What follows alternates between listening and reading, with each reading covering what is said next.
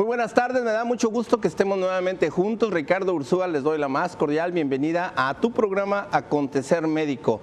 Nuevamente de regreso y una disculpa porque hace 8 días no pudimos estar aquí al aire por problemas técnicos, pero ya estamos nuevamente y esperemos que ya de aquí en adelante ya todo siga continuando como debe ser.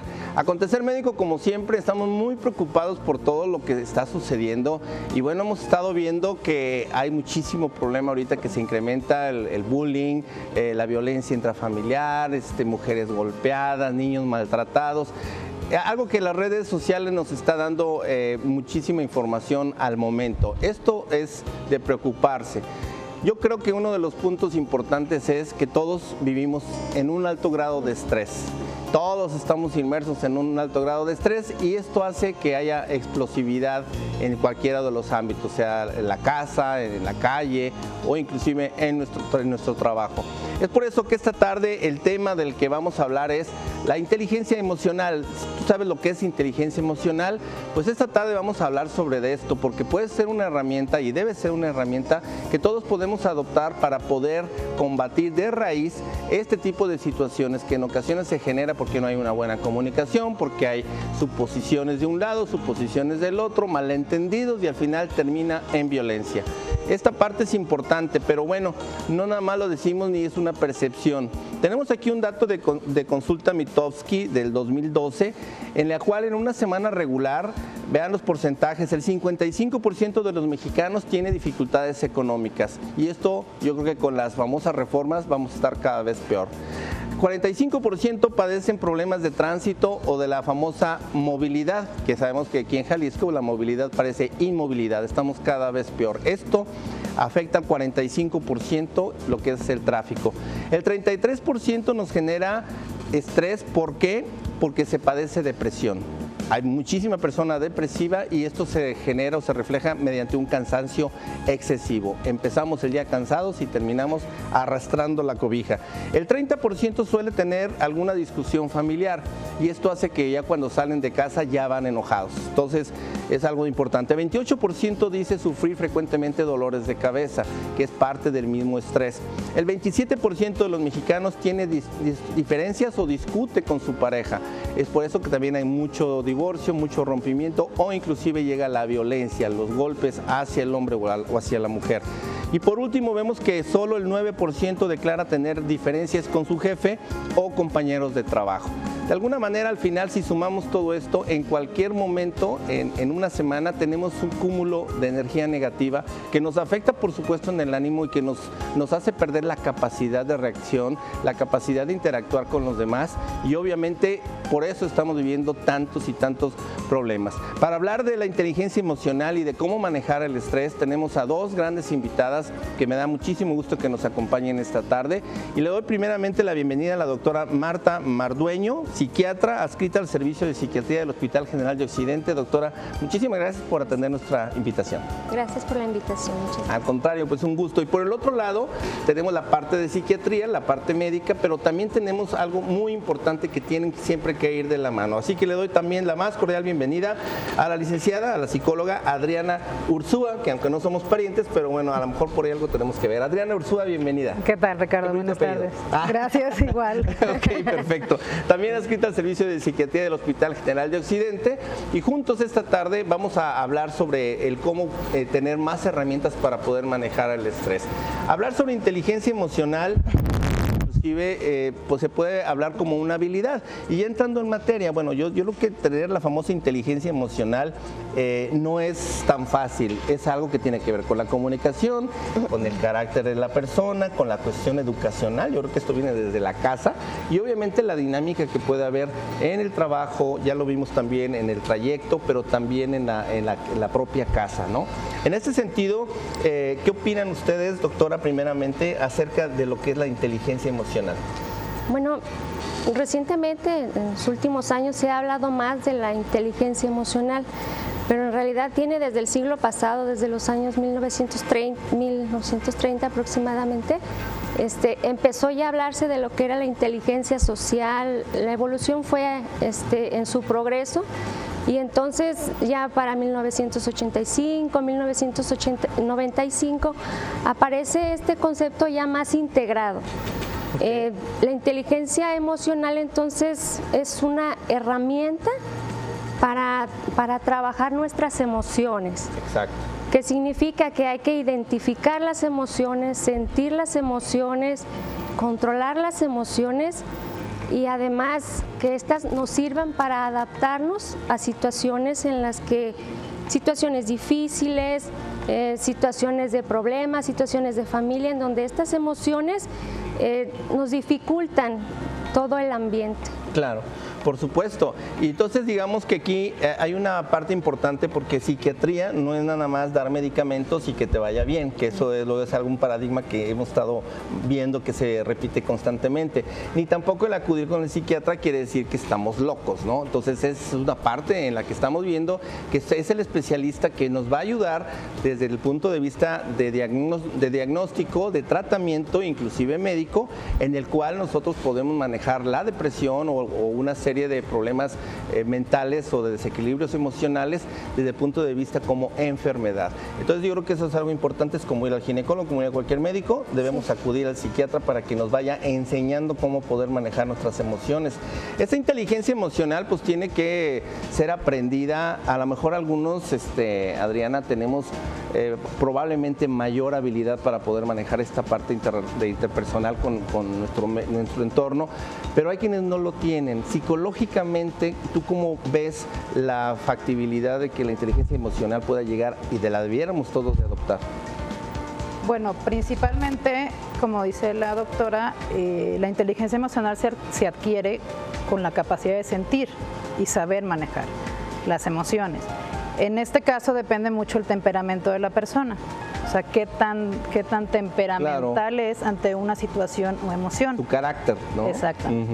Y eso depende mucho para cómo poder manifestar y, digamos, controlar esa inteligencia. Claro, y el hecho de que pueda ser una habilidad que a lo mejor está escondida y todo, habría forma, por ejemplo, porque bueno, la intención es que hacer programas como doctora Adriana, nosotros lo que pretendemos es que hacia dónde podemos dirigirnos como para poder en este caso saber que sí se puede adoptar, que puede haber personas que sean muy irascibles y que de repente digan, pues yo de inteligente emocional no tengo nada, ¿no? Porque a mí la primerita, como dicen, tiene la mecha muy corta y empiezan los golpes, empiezan a echar madres por donde quiera y agárrense, ¿no?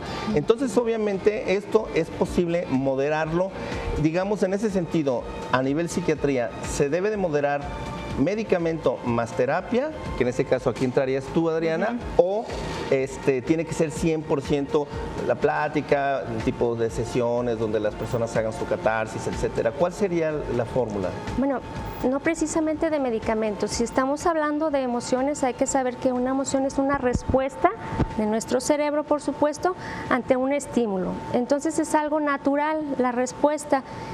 Aquí no es que tengamos que controlarlos, que evitarlos, porque es algo natural. Exacto. Entonces, si ya desarrollamos esta emoción ante un estímulo, por ejemplo, la ira, tú vas en tu coche nuevo y alguien de atrás te pega, te enojas. ¿Te debes de enojar o no te debes de enojar? ¿Es bueno o es malo?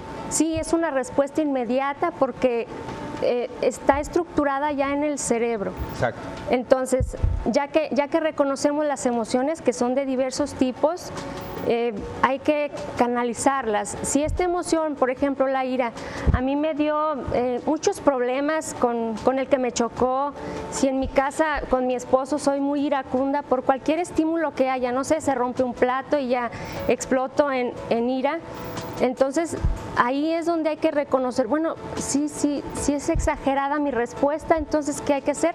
Modularla. Claro. ¿De qué manera? Con un tratamiento psicológico, no psiquiátrico. Si ya esto se convierte en un trastorno, entonces hay que evaluar para ver si hay problemas ya más severos que requieran el fármaco.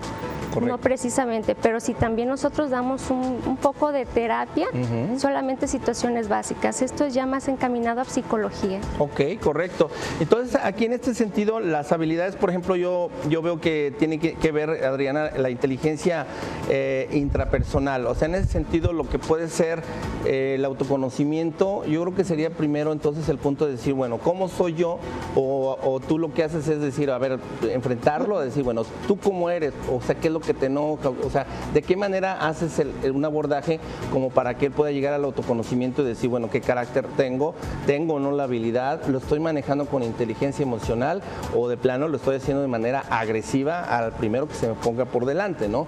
En este punto, ¿cuál sería lo conveniente de hacer como un examen así de conciencia y decir, bueno, la verdad es que yo ahorita que estoy oyendo esto, a lo mejor estoy mal, ¿no? Mira, básicamente existen, bueno, depende del autor, pero existen 5 habilidades prácticas.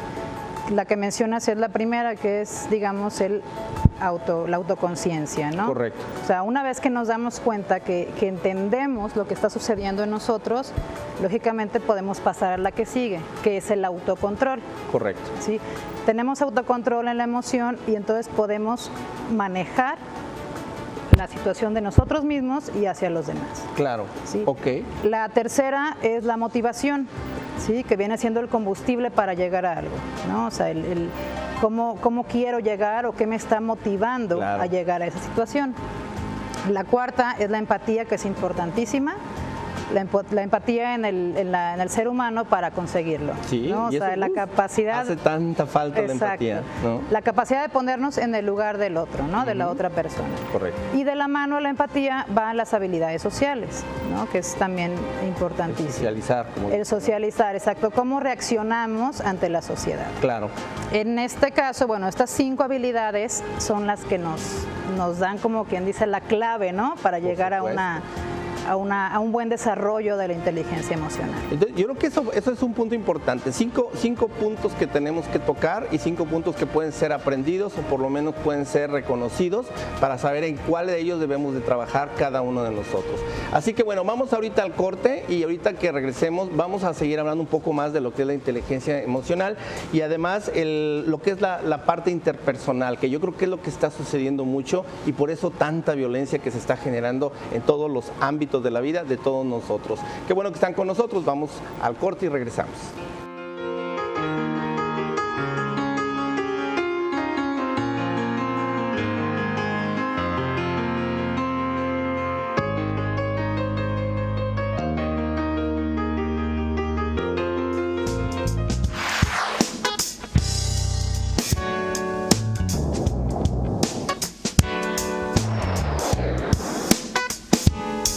Pensar en solucionar la parte social en la que se ha incrementado mucho la violencia, desde el famoso bullying, tanto que puede empezar en casa, en laboral, con los jefes, el bullying inclusive entre los mismos amigos, esto obviamente deteriora mucho y hace que cada persona se vaya frustrando negativamente y que poco a poco vaya adquiriendo una modificación en su personalidad.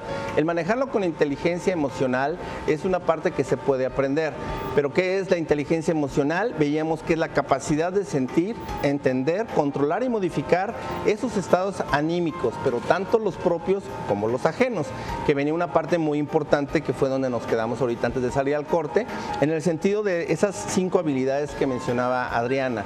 En ese sentido, la inteligencia intrapersonal es esa parte de reflexión primeramente interna, hacia uno mismo, cómo es mi carácter, cómo estoy manejando, soy empático, no lo soy. Pero viene ahora la siguiente parte, que es la inteligencia interpersonal, las externas, el relacionarnos con los demás es una parte fundamental que se ha ido deteriorando mucho porque no sabemos cómo hacerlo, no sabemos cómo enfrentar las burlas, cómo enfrentar las críticas, cómo enfrentar cuando otra persona tiene una opinión diferente a nosotros. Esa es la parte en la que nosotros debemos de manejar esa inteligencia emocional. Hablábamos de la empatía, que es algo que la mayoría no lo aplica. Esto es porque yo quiero y me vale si el otro se sintió, si lo humillé, eso a mí no me interesa. Entonces esa parte de ser intransigentes con los demás, por supuesto que se nos va a regresar. Y por último, esas habilidades sociales que en ocasiones también se distorsionan, el que es popular, el que es líder, etcétera, pero no por eso tampoco tenemos que llegar a la parte de ser pasivos. Yo creo que en ese sentido, y vamos a ver más adelante también lo que es ser asertivo. Pero volviendo ahorita al punto y complementando lo que es la inteligencia emocional, yo preguntaría, doctora, se habla mucho de que la parte del psique tiene mucho que ver con que a la hora de somatizarlo, muchas enfermedades vienen de ahí. En ese sentido, yo lo estoy viendo que la psiquiatría y la psicología, como nunca antes en la historia de la humanidad, yo creo, ahorita tiene un papel relevante como para poder generar un cambio y romper paradigmas. En este sentido, ¿es bueno controlar las emociones o no lo es? Primero es bueno reconocerlas, sentirlas. Cuando ya te das cuenta qué emoción es la que en este momento estás sintiendo, entonces canalizarla, dirigirla para que tengas un buen resultado. Si retomamos el ejemplo del enojo, si yo no reconozco, caramba, me enojé demasiado con la persona que me chocó, entonces voy a seguir cometiendo más errores. ¿Y qué va a pasar? Me va a traer problemas con la persona. Entonces me va a quitar la capacidad de organizar mi vida, de arreglar problemas, de arreglar dificultades, y estamos hablando nada más de una emoción porque pues existen bastantes. Claro. Entonces, si no las ubico bien, si no las reconozco, ¿cómo voy a resolver situaciones? Y entonces, ¿cómo me voy a adaptar a los problemas cotidianos? Exacto. Por eso es la importancia de sí reconocerlas y no evitarlas. ¿Sí? Ok. O sea que el reprimirlas nos puede enfermar, ¿no? Así es. Ese es un punto. Pero tampoco se vale ser pasivos y de que pues pongo la mejilla una vez y la otra y tú sígueme pegando porque no, yo aquí soy bien cristiano, tampoco, ¿no? Entonces en ese sentido, como dicen, hay que ser manso pero no menso, ¿no? La otra es de que, bueno, si se entiende como que las emociones las podemos adecuar y nos podemos quedar siempre con lo positivo, Adriana, aquí en este caso no es en sí entonces que se controlen, más bien que se repriman, sino que se controlen las emociones, ¿es eso? Exactamente, es digamos el manejo. El manejo. El manejo Exacto. de la emoción. Correcto. Como dice la doctora, si la reconocemos, en el momento que la hacemos consciente, no se reprime. Claro, ¿sí? Y claro. tenemos un manejo de la emoción, que es lo que hablábamos hace rato. Ok, porque el ser intransigente a veces también como decir, yo nada más tengo la razón y los demás están equivocados. Y yo hago las cosas porque estoy metido en mi cuadrado y mi cuadrito y aquí no me sacan, ¿no? Entonces, esa parte yo, o no sé ustedes cómo lo ven, socialmente está sucediendo, socialmente sí es un problema, o yo soy el que sí estoy medio histérico, ¿no? ¿Qué opinas? No, definitivamente, que socialmente es un problema. Sí. Ok. Sí, y nos estamos acostumbrando también, Ricardo, a esta parte de lo que mencionabas, ¿no? Del estrés, cómo comenzamos el tema. Exactamente. O sea, desgraciadamente nos acostumbramos a que el estrés ya es parte de nosotros, ya es parte de nuestro trabajo, de nuestra familia, y en lugar de manejarlo o aprender a controlarlo, Exactamente. tenemos todos los síntomas y consecuencias, ¿no? que vienen. Claro. Aquí hay un punto interesante. Como esencia humana, las emociones las podríamos clasificar como emociones negativas y emociones positivas, o simplemente es algo ya que es parte de cualquier ser humano. No, las emociones son naturales, ni deberían de ser negativas ni deberían de ser positivas. Es una respuesta innata ya de los seres humanos. Cuando decimos negativas, probablemente se refiere a esa situación de que si yo me enojo, entonces tuve una experiencia incómoda. Pero si tengo alegría, que también es otra emoción, entonces esa es una experiencia agradable. A eso es a lo que la población se refiere de que positivo o negativo. Pero es algo con lo que tenemos que seguir creciendo como seres humanos. Para eso se requiere pues el reconocimiento, para canalizarlas y no nos vuelvan a traer problemas. Claro, y aquí entonces estaríamos entrando en un punto interesante, y es el etiquetar, ¿no? Somos muy dados a etiquetar. Por ejemplo, la cuestión sexual es así como de qué club eres, ¿no? ¿Eres bisexual? ¿Eres homosexual? O sea, a fuerza tienes que definir algo, ¿no? O definimos a la persona como tal. Y yo creo que en la parte de emociones también igual. Ay, pues este es un enojón, este es un lo otro, ¿no? Y uy, aquí eres el dejado. Entonces yo creo que esa parte también es importante, por ejemplo, en el caso del bullying. Yo lo veo como una posible solución, el que los mismos chavos puedan de repente tener ese acceso a decir, no, lo voy a manejar de forma inteligente, no voy a ser pasivo, no voy a permitir que me humillen, y de alguna forma, adelante. Yo me acuerdo antes era de, no te vayas a pelear. Ahora hay muchos padres que dicen, no, pues si te pegan, pégales, o sea, no te dejes, ¿no? Pero claro, luego uno dice, es que se está incentivando la violencia. Entonces, bueno, yo creo que es un punto en el que estamos llegando, en el que veo que sí es una herramienta importante la inteligencia emocional, porque se tenga ya de nacimiento o porque se pueda entrenar, digamos, uno, o conocerlo. Pero si no conoce uno algo, pues va a ser difícil que lo podamos entrenar. Entonces, partimos desde el punto de vista entonces de que uno mismo probablemente dice, no, yo soy esto, soy enojado, enojón y se jactan de serlo. ¿Cómo poder sacar a una persona y decirle, no, tú no eres enojón, lo que pasa es que no eres inteligente? Pues eso lo va a enojar, ¿no? Entonces, ¿cómo poderlo abordar? ¿Cómo parafrasearlo con un paciente, Adriana? Bueno, más que nosotros decirle al otro, es eso, ¿no? Estamos intentando quitar la etiqueta. Entonces, lo que en psicoterapia lo que hacemos, o bueno, lo que hago yo es de alguna manera hacerlos conscientes de quiénes son. Claro. ¿Sí? O sea, un autoconocimiento para que puedan llegar a definir cómo es su personalidad. O sea, va a ir cambiando esto, claro, ¿no? Porque vamos evolucionando. Pero lo importante aquí es que si una persona tiene un concepto, un autoconcepto, sobre eso puede ya manejarse.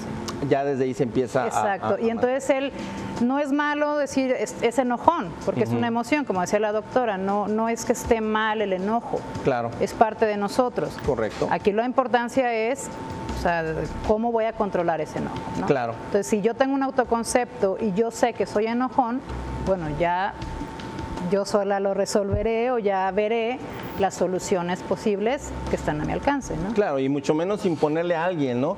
Deja de ser o deja de actuar de esa forma, ¿no? Si la persona se enoja, pues se enoja. Como tú decías, son emociones que el ser humano las tiene ya dentro de su personalidad, de su carácter, así nació o así lo aprendió, porque también eso puede ser la cuestión educacional. Entonces, quiere decir que el beneficio de la inteligencia emocional nos puede ofrecer un bienestar psicológico, armonía y equilibrio emocional. Contribuye a nuestra buena salud física, porque al no reprimirlo también nos va a prevenir enfermedades, fíjense qué importante, y van a favorecer nuestro entusiasmo y nuestra motivación, pero lo más importante es que va a permitir que mejoremos nuestras relaciones con las personas, sea porque es nuestra pareja, nuestro esposo, con quien vivimos, lo que sea, o sea una persona que nos encontramos en la calle, o nuestro jefe, en fin, todas aquellas personas con las que tenemos que interactuar día a día y a veces minuto a minuto. Es muy importante este tipo de situaciones. Inteligencia emocional pudiera ser también no ser chismoso, no ser conflictivo, no estar de intrigoso. Vamos al corte y de regreso vamos a hablar también de esta parte tan importante de poder manejar las emociones y no estar generando problemas.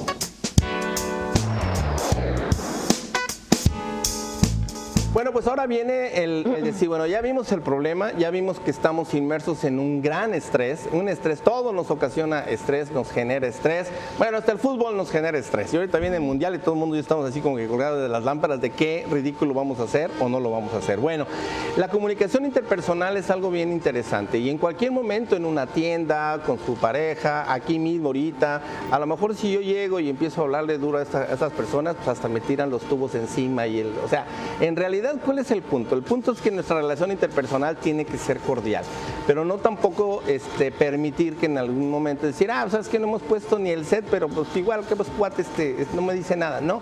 Creo que hay una parte en la que viene ese punto de equilibrio. Entonces, el cómo decir las cosas, el cómo comunicarse con los demás, ya hablamos de la empatía. Bueno, hay un punto que se habla, hay una, pues llamaríamos técnica, ahorita podemos hablar lo que es la asertividad. A lo mejor no es acertar de atinarle, no, asertividad con S, en la cual esa asertividad se va adoptando y se va inclusive aprendiendo, se puede tener un entrenamiento también en esto, pero sirve como no tienen idea. De hecho, les platicaba yo en el corte que yo tomé el curso de asertividad y ayuda mucho porque nos da la posibilidad de poder manejar una situación y controlar las emociones. Creo que es una técnica interesante. ¿Qué opinas, doctora, de la asertividad? No es parte de la comunicación humana. No es una técnica, es una vivencia. Okay. Una vivencia que todos los que nos comunicamos tenemos que tener, porque cuando no existe, entonces se dan los juicios, las malas interpretaciones, los enojos, los distanciamientos, los problemas familiares, los problemas escolares, los problemas en el trabajo. Entonces, si nosotros al establecer una comunicación con nuestro amigo, con nuestro familiar, con nuestro esposo, lo hacemos de manera asertiva, vamos a evitar malos entendidos y, por supuesto, problemas que luego se van a venir de estos malos entendidos. existen estos malos entendidos, entonces afecta a la familia, afecta a la relación laboral, la relación con tu jefe. ¿Cómo podríamos describir la asertividad para quien no había escuchado este concepto? Bien, si yo me voy a comunicar con mi amiga Adriana, entonces me va a platicar, por ejemplo, que salió. Entonces, mi posición va a ser de disposición de escucha. Exactamente, escucharla. Al estarle escuchando, bueno, tengo que dejar de hacerle juicios, que entender lo que ella siente, aunque yo no esté de acuerdo, pero respetar lo que ella siente, piensa y dice, y también cómo actúa. Eso es responder a lo asertivo. Exacto, ok. Estar en el mismo canal y de alguna manera darle su espacio y también darle la atención para poder captar sus emociones, ¿es así? Sí. Claro, porque yo creo que aquí hay algo bien importante. Una cosa es oír y otra cosa es escuchar. Y normalmente no escuchamos. Y yo creo que es una parte que se replica en muchas partes. Yo, por ejemplo, una parte que yo podría poner de ejemplo es la medicina. El médico que no escucha a su paciente, aguas, porque entonces está absorbiendo información que no le va a ser de utilidad, no va a tener un diagnóstico adecuado porque ni siquiera escuchó a su paciente. El paciente a lo mejor le está diciendo, ay, además me duele mi pie. Ah, bueno, lo que usted tiene es que es el azúcar alta. Sí, doctor, y además me duele mi pie. Si el doctor no lo escucha, no le va a decir, a ver, enséñamelo, ¿no? Entonces simplemente, no, pues que le vaya bien, con esta su medicina y órale. Y resulta que los ratos tiene un pie diabético, tiene una úlcera o X. Esa parte de no escuchar, todos estamos inmersos en esa situación de no saber escuchar. El no poder tener esa comunicación. Hace rato decía yo, bueno, el hacer chismes, el suponer las cosas, el ser intrigoso, podría estar relacionado con esta parte de que no escuchamos, de que inventamos cosas o creímos haber escuchado algo y lo tradujimos de otra manera. ¿Qué podría ser esto? Yo creo que es importantísimo esta parte del escuchar, porque efectivamente para ser asertivo necesitamos no únicamente saber escuchar, sino también que nos sepan escuchar. Claro, ¿sí? Exacto. Entonces, lógicamente, volviendo a las etiquetas y esto de la asertividad, podemos hacer como el conjunto, ¿no? Si soy chismoso, si soy agresivo, si soy mentiroso, o si no estoy dando el mensaje correcto, claro. O sea, de todo este proceso de comunicación, pierdo la asertividad. Claro. Y esto va más allá de lo que estamos ahorita platicando, y por eso me da mucho gusto que lo estemos platicando así abiertamente, es porque en muchas cosas se habla. Es que hay muchos problemas de comunicación. Pues sí, pero es que en realidad a veces ni comprendemos cuál es la buena o mala comunicación, no sabemos comunicarnos. Entonces ya desde ahí pues estamos perdiendo de todas. Por el otro lado, el ser asertivo de alguna forma hace el punto de callarse y escuchar a la otra persona. Eso es bien importante. No sé si les ha pasado que mucha gente dice, oye, qué padre, se platican muy a gusto contigo. Y uno por dentro dice, sí, porque en realidad la única que platicó fue la otra persona. Muy pocos se enteran de lo que uno hace porque normalmente a la otra persona le gusta más ser escuchada que ser escucha, ¿no? Entonces, yo creo que ese punto de ser asertivo es afirmar con certeza, pero también mantener, como dice, pintar nuestra línea en el sentido de que no venga esa agresividad hacia nosotros y que nosotros también podamos comunicar lo que queremos comunicar con todo el derecho que tenemos, y la otra persona va a poder opinar también con todo el derecho que tiene de opinar y de tener inclusive una idea completamente diferente a la nuestra.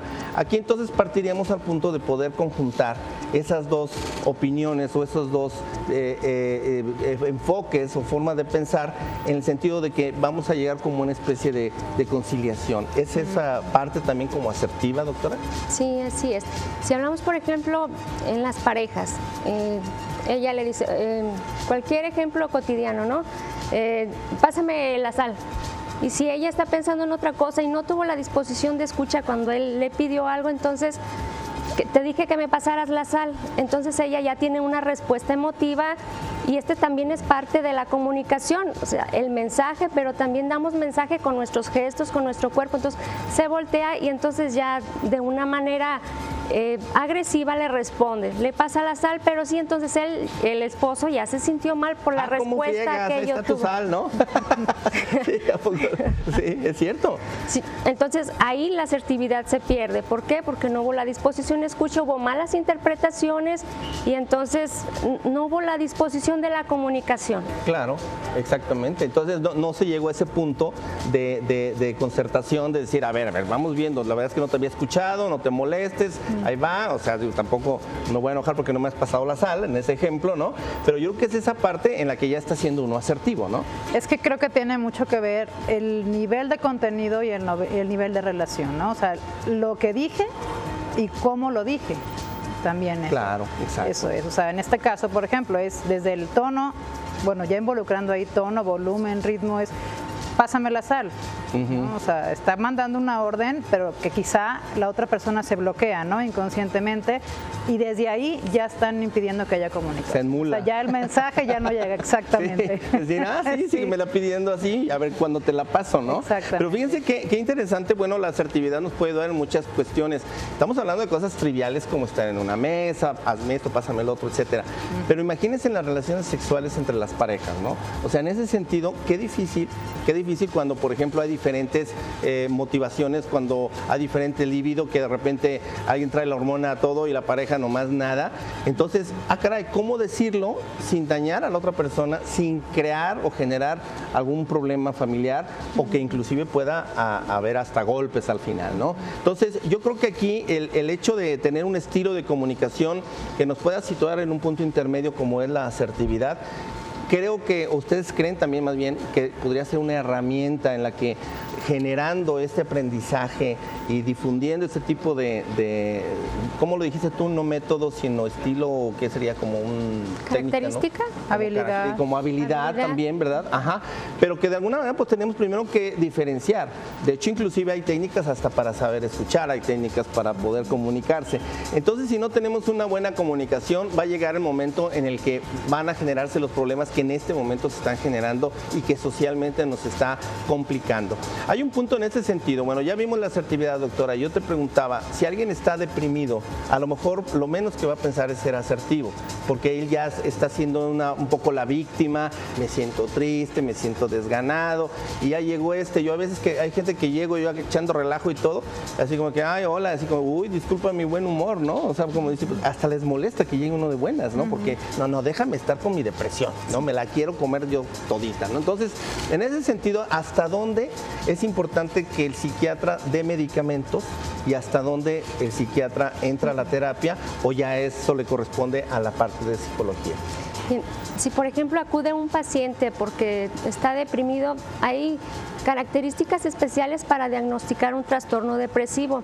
Aquí a veces se confunde que la gente se siente triste por cualquier cosa, entonces no, ve al psiquiatra porque ya estés triste, pero no, hay características especiales y ya bien descritas para determinar y diagnosticar un trastorno depresivo. Okay. Entonces es ahí cuando se requiere el fármaco. Si solamente es algo emocional como tristeza ante una respuesta, entonces pues hay que indagar qué más hay alrededor en el ambiente de esta persona para ver por qué está triste y probablemente al reconocer esta emoción, entonces se resuelva el problema sin necesidad de ya diagnosticar un trastorno, porque hablar ya del trastorno es hablar de la calidad de vida, de conductas, de pensamientos, de relación con la familia, de relación en el trabajo, de cómo está respondiendo ante las adversidades. Y si el paciente está deprimido, bueno, ese ya es un trastorno. Un coadyuvante ahí también. Ahí sí ya necesita un abordaje médico, digamos, y con medicamentos. Y siempre se requiere el apoyo psicológico. Claro. Tiene que ir de la mano.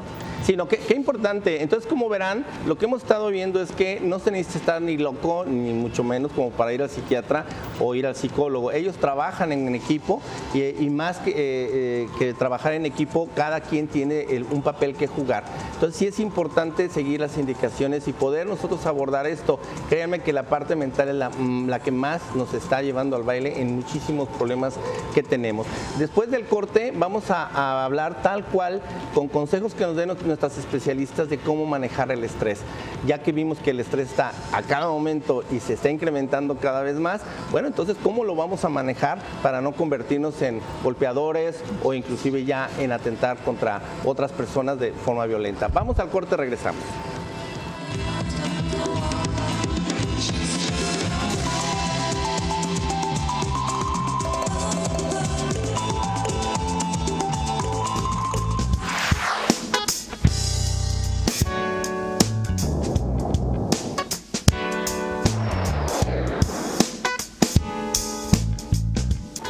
Bueno, pues pues entonces el saber ya, el enfrentarlo y creo que en ese sentido ya estamos todos de acuerdo, que vivimos en un alto grado de estrés de diferentes formas, por enfermedad, ya lo dijimos, por economía, por mil cosas. ¿Cómo manejarlo? Yo creo que esa pregunta es importante porque cada cabeza es un mundo, entonces, bueno, es muy subjetivo de que podríamos dar una fórmula exacta. Esto es un traje en la medida y es por eso que es importante que se consulten a especialistas, que vayan con el psiquiatra o que vayan directamente con la psicóloga, no importa, porque cada una de esas partes las puede derivar con la otra y al final ellos van a definir qué es lo que mejor puede proceder. Aquí en este caso yo preguntaría, en una consulta, por ejemplo, en pareja, por ejemplo, ¿siempre es importante que vaya la pareja o de inicio, qué recomiendan? ¿Que sea primero una persona y luego la otra y luego los juntan? ¿Qué es lo que mejor funciona? No, depende. Si el motivo de la consulta es un problema de pareja, pues entonces acuden los dos y en el momento de la entrevista se expone desde la el problema, desde la primera vez. Va. Si es una situación personal en donde es solamente uno de la pareja el que tiene el problema, entonces a la persona que no tiene el problema se le posponen las entrevistas y al que tiene el problema principal, a ese es al que se está entrevistando consecuentemente. Ok, ¿la terapia, Adriana? Bueno, en terapia ahí depende mucho también del enfoque y el psicoterapeuta. Yo en mi caso veo a la pareja la primera sesión, en caso de que ellos lo pidan, y ya ahí vemos la problemática para ver si se separan y se trabajan desde dos psicoterapias distintas. Que se separen para la entrevista, no de que para el proceso. Para el proceso. Para el proceso terapéutico. Entonces ya se ve cada uno. Exacto, dependiendo del caso. Ahí que tanto, yo poniéndome un poco en el lugar de los pacientes o de esa pareja, por ejemplo, ¿qué tanto me conviene o no me conviene, o se va a hacer un poco de que, oye, es que tu esposo me dijo que tú esto, oye, así como medio chisme, ¿no? O sea, ¿cómo no llegar a ese punto de, no, es que lo que yo diga va a ser usado en mi contra, ¿no? ¿Cómo poder romper con ese paradigma?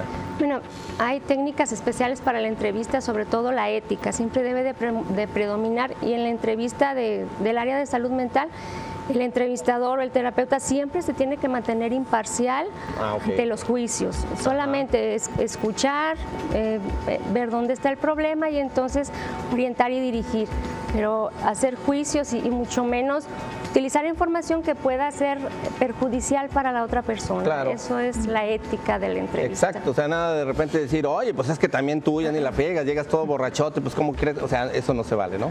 No, lógicamente trabajas en la realidad del paciente. Okay. Entonces, podrán tener dos percepciones totalmente distintas, pero lo que funciona realmente para el proceso individual es que que trabajas en la realidad de cada uno. Claro, ok. Entonces es válido lo que te digan los dos.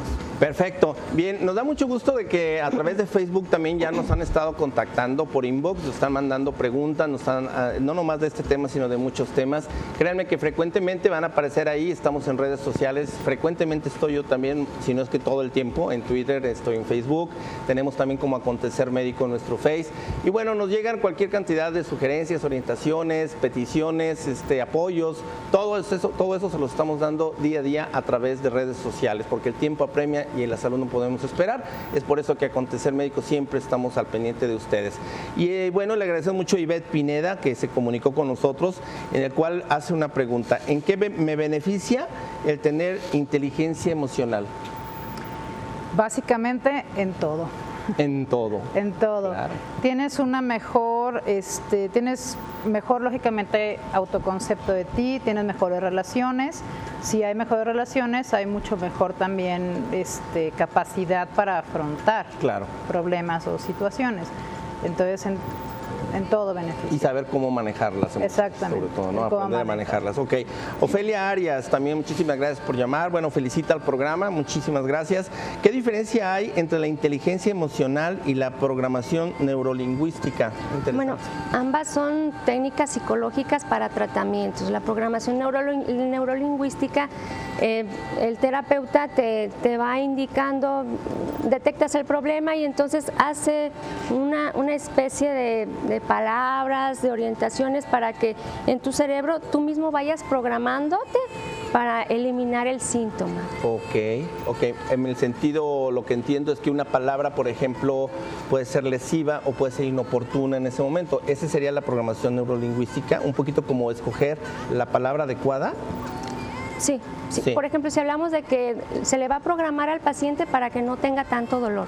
Okay. Entonces, se le pide que identifique el dolor, entonces se realizan diversas técnicas, como por ejemplo, tienes un control de la televisión. Entonces, imagínate que tu dolor está en 10. A ver, hay que respirar y se hacen otras técnicas. Entonces, ahorita, ¿en qué número está el dolor? No, pues ya bajó a 7. Esa es la programación neurolingüística. Okay. Es diferente Claro. de la inteligencia emocional, porque aquí estás trabajando para un síntoma en la programación, y la inteligencia emocional estás reconociendo toda la gama de emociones que hay, inclusive los sentimientos. Claro. Aquí en este caso, Adriana, hay algo que a mí se me hace también interesante, y bueno, ahorita les doy otra de las preguntas aquí, pero por ejemplo, la parte del parafrasear algo, ¿no? Como a veces ya lo dice, ¿no? Por ejemplo, ay, Adriana, yo veo que después de todo no eres tan enojona, por ejemplo, ¿no? Entonces, sí te lo estoy diciendo, pero lleva una connotación en la que te estoy dando a entender que para mí te veo enojona, por decir algo, ¿no? Entonces, ¿eso iría más con la cuestión neurolingüística o entra dentro del esquema de inteligencia emocional? Yo creo que entra en las dos partes. En las dos. Ajá, Okay. O sea, entra en la parte neurolingüística porque estás enviando un mensaje. Claro. Sí, entonces de alguna manera el receptor lo va a tomar como tal. Ok. Sí, o sea, puedes quizá medio disfrazarlo, como dicen por ahí, pero el mensaje está. Claro, que por ejemplo en la cuestión de asertividad hay mucho, yo recuerdo, por ejemplo, en vez de hablar y decir lo que tú tienes que hacer, es más decir, bueno, lo que yo opino, lo que pienso que debieras, o lo que, según mi opinión es tal o cual cosa, a lo mejor esa es parte de lo que uno dice, ¿no? Bueno, tenemos otra pregunta en el caso de, dice Mario Flores, gracias por llamar, si la inteligencia emocional puede modificar su temperamento. Sí, por supuesto. Si las emociones, refiriéndonos nuevamente al enojo, le está dando problemas o explota en el trabajo, en la familia, con los hijos, con los hermanos, entonces si él reconoce esta emoción, por supuesto que le va a mejorar la calidad de la vida. Ah, excelente. O sea que también puede generar un cambio en los temperamentos de las personas. Adriana Santillán también se comunica con nosotros, muchas gracias. Dice, ¿los niños pueden tener inteligencia emocional y desde qué edad? Sí, sí, claro que pueden. Como hablamos al principio, como es una capacidad y una habilidad, se va adquiriendo, ¿no? Respecto a la edad del niño. O sea, eso es también dependiendo las habilidades que va desarrollando, no únicamente las emocionales, claro. Es conforme también va a ir en paralelo. Ok, digamos que el poder generar un cambio pudiera ser que si empezáramos desde los niños, a lo mejor ya se podría ir moldeando mucho ese carácter y con eso podríamos evitar el bullying y el burlarse, el no respetar al otro. O sea, yo creo que sería una medida importante, ¿no? Sí, tiene mucho que ver la educación, claro. O sea, que se da en casa y se da en la escuela, para que el niño adquiera esa parte fundamental, ¿no? Sí, porque luego se habla también médicamente, es que el niño es hiperactivo y a lo mejor realmente trae algún problema a nivel neuronal que en determinado momento, pues ¿cuál hiperactivo? Va a estar golpeando hasta con zapatazos a los niños del kinder, ¿no? No solamente neuronal, más bien emocional. O emocional. O claro. Problemas familiares que se van a manifestar en el niño. Ok, bien, ya para la recta final del programa, yo tengo aquí algunas partes que más o menos ordenadas, si quieren las vamos comentando y ustedes con toda confianza me dicen quién me contesta o quién me ayuda. Bueno, tenemos para el manejo del estrés la actitud. Yo creo que esto influye en que una situación se convierta en el estrés. Igual yo me puedo estresar en una y tú no, por ejemplo, ¿no? Entonces hay diferencias, ¿no? O igual te puedes enojar en algo y yo pues digo, no, hombre, ni es para tanto, ¿no? Entonces esa parte yo creo que también depende de la actitud como tomemos alguna situación, ¿sí? Entonces eso tenemos que trabajar para saber manejar el estrés, la actitud. Algo que se me hace interesante, la nutrición. La nutrición, que yo veo que en todo está presente, trastornos neuronales, trastornos de muchísimas cosas, de ansiedad, etcétera, pues obviamente también hay un robo de mediadores químicos, sabemos que la serotonina, etcétera, etcétera. Entonces, la nutrición también puede ocasionar estrés físico y debilitar el sistema inmunológico. Hablábamos de las enfermedades, el reprimirlo, esa es la razón por la cual se generan enfermedades. Sí, por supuesto. Correcto. Hablando de la nutrición, bueno, uno tiene que desarrollar hábitos y disciplinas porque la nutrición, bueno, es una necesidad vital del ser humano. Exacto. Si omites el desayuno, la comida o la cena, porque no tienes tiempo, porque tienes que ir a trabajar, entonces estás cayendo en el estrés, estás cayendo en indisciplina y en lo que va a repercutir pues es en la salud. Claro, por supuesto. La actividad física, Adriana, ¿crees que en este caso puede ayudar al manejo del estrés? Sí, claro, importantísima. Yo considero que con 20 minutos de ejercicio, o sea, la actividad que cada quien elija, Ok. ¿sí? Pero 20 minutos para soltar, desestresarnos, toda la parte esta fisiológica que también involucra el ejercicio, pero sí es importante. Ok, caminar, hasta caminar, en vez de agarrar el camión te vas a pie, o sea, cosas así, ¿no? Sí. Buscar esos 20 minutos. Las personas de apoyo, aquí hay algo bien interesante y es que a veces cuando nos sentimos tristes, cuando tenemos un problema, tratamos de platicarlo con alguien, pero luego esa persona a veces no nos conviene. Entonces creo que es importante también el que si vamos a buscar apoyo en alguien, seleccionan muy bien a la persona. ¿Están de acuerdo? ¿Sí? Correcto. Sí, totalmente de acuerdo. Bueno, la relajación. Aquí en el caso de la relajación, bueno, hay muchos que se relajan pues viendo la televisión o jugando algo, videojuegos, viendo el fútbol, en fin, muchas cuestiones. El tiempo a veces hace que no venga esa relajación. Las otras relajaciones que siempre lo piensa uno como meditación, yoga, pilates y todo este rollo, eso también es recomendable, ¿no? Sí. ¿Sí? Correcto. Sí. ¿Algo más que Sí, comentar? no, hablando de la relajación, es que lo comentábamos hace rato, Marta y yo, que entendemos por descanso únicamente dormir, ¿no? Exacto. O sea, acostarnos Sí, y cierto. dormir. Y esta parte del descanso, o sea, el relajarnos es buscar otras actividades, no Claro. únicamente dormir. O sea, puede ser desde el teatro, el ejercicio, hasta comer. Puede Claro, ser por supuesto. relajante, ¿no? Algo interesante que ahorita se me ocurre que también viene mucho, que se ha incrementado lo que es el alcoholismo, sobre todo en jóvenes, Sí. y las drogas. La famosa relajación, decir, pues es que me echo mis 2, 3 chelas y me relajo, o mis tequilas, o me agarro ya mi porro de marihuana y órale. Ese tipo de relajación obviamente tiene su efecto contrario, ¿no? Por supuesto. El que alguien quiera relajarse con una sustancia externa, entonces a partir de ahí viene el problema, y más en los jóvenes que tienen problemas de los impulsos. Claro. Entonces, de ahí a que se venga una adicción y se establezca, entonces es un paso pequeñito.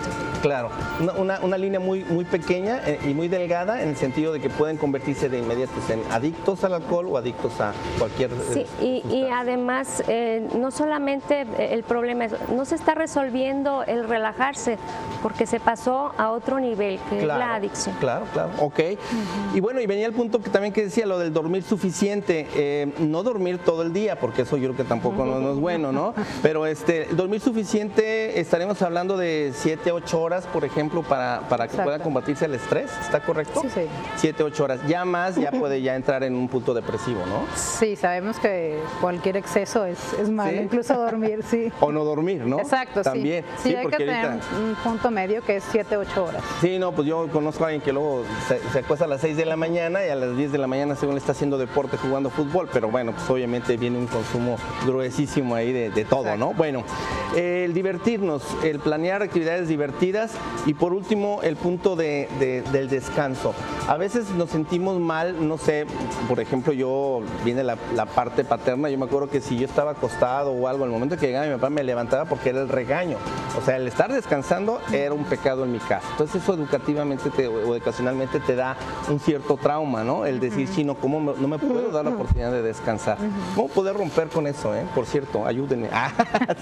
¿Cómo romper con ese paradigma? Bueno, es que hay una situación, necesitamos organizarnos en nuestro trabajo, por Ok. ejemplo, y luego de ahí tener, el descanso no es el ir a echarte al sofá y que pasen ahí las horas y las horas viendo la tele. El descanso es lo que dijo Adriana, integrar a mi vida cosas que me van a que me van a hacer crecer como persona. Por Ok. ejemplo, el arte, la música, la convivencia familiar. Claro. Eso es descanso, que no solamente sean actividades físicas Ya. en el trabajo o actividades mentales para Excelente. el trabajo. Muy bien, pues bueno, pues el programa se fue, espero que les haya gustado, espero que les sea de utilidad y bueno, un último comentario ya para despedirlo, doctora. Bueno, pues agradecerte la invitación y bueno, contrario. al público que revisen su vida, cómo están en este momento, que revisen, estoy bajo estrés, estoy teniendo problemas, entonces me detengo, me analizo y veo qué problemas tengo que resolver. Hacer cambios de actitud, hacer hábitos sanos, dieta, ejercicio, sueño, descanso. trabajo, relaciones familiares, todo esto tenemos que revisarlo siempre, porque va a repercutir en problemas muy importantes después. Perfecto. Adriana, ¿qué mensaje le dejas a nuestro teleauditorio? Bueno, pues agradecerles, Ricardo, y a todos, y pedirles o sugerirles más bien que primero tengamos una detección de los problemas, ¿no? ¿Qué es lo que está sucediendo? Conocernos y en base a ese autoconocimiento poder manejar y afrontar situaciones. Perfecto, pues muchísimas gracias también, Adriana. Gracias a ti, Ricardo. Bueno, pues yo los dejo con el hecho de que ahora más que nunca debemos ser sociables. Hay herramientas, pero también tenemos que prepararnos para mejorar la comunicación y erradicar de raíz tanta violencia, tantos malentendidos y sobre todo esa desestabilidad que de repente sentimos que se está haciendo en la sociedad. Relajémonos, que es algo muy importante. Acérquense a nosotros, tenemos por ahí varias cosas, varios planes por ahí para que se puedan relajar. Y por último, bueno, viene el recurso médico. Si realmente se acaban o nos acabamos de dar cuenta que no podemos manejar algún tipo de emoción, acudan a su médico, psiquiatra, psicólogo o psicólogo y luego el psiquiatra. De esta manera, este binomio va a ser muy productivo y al final van a tener una vida mucho mejor y de refilón, pues todos nos beneficiamos. Ricardo Ursúa, me despido de ustedes. Muchísimas gracias. Dentro de 8 días, por aquí estaremos con un tema sobre gineco-obstetricia para que estén al pendiente. Señoras, muchísimas gracias y muy buenas tardes.